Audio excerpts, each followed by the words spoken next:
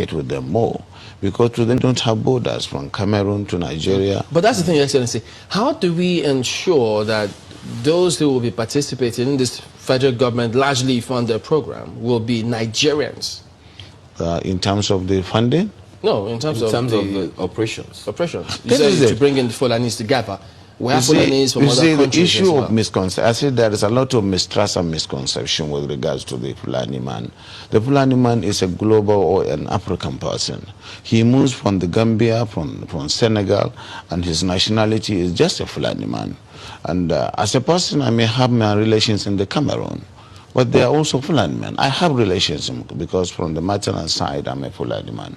And that is why we want to educate people. A Fulani man sees himself as a Bayelsan, as somebody coming from the Niger Delta, because he speaks the Niger Delta language, which you and I don't.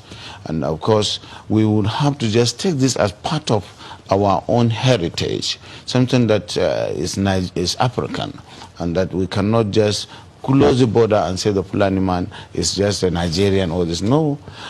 In most cases, the crises are precipitated by those outside Nigeria. When there is a reprisal, it is not the Fulani man within Nigeria that causes it.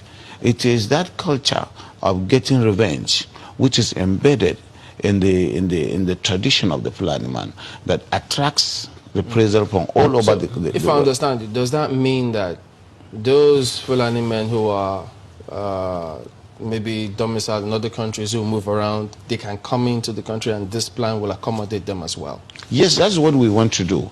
But it has to be done through sensitization, telling them you have to buy in the project, and you use the language, the culture itself to be able to convince them, away from the mistrust where the whole system of transhumance or pastoralism is criminalized. Criminalization of pastoralism is the problem that we have with this project, and it requires people with passion who understand them and who they believe in, people like us from that part of the country, to say yes, we have this. Because today there is no limit to the accusation that this and that has happened and it is the Fulani man who caused it. There is no tribe that is not that you don't have this criminality in, but certainly the way and manner we do it is really exacerbating the crisis and the problems. Will there be any form of documentation of all the people that will be, yes, we are within that?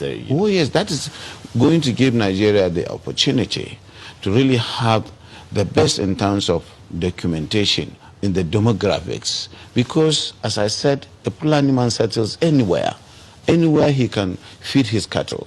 And so if they are put in one place and they are made to understand that this is to save them and their animals, they are exposed to the vagaries of the forest and what is going on, cattle rustling, killings and what have you, and that's why it is important for them to understand that staying in one place is good.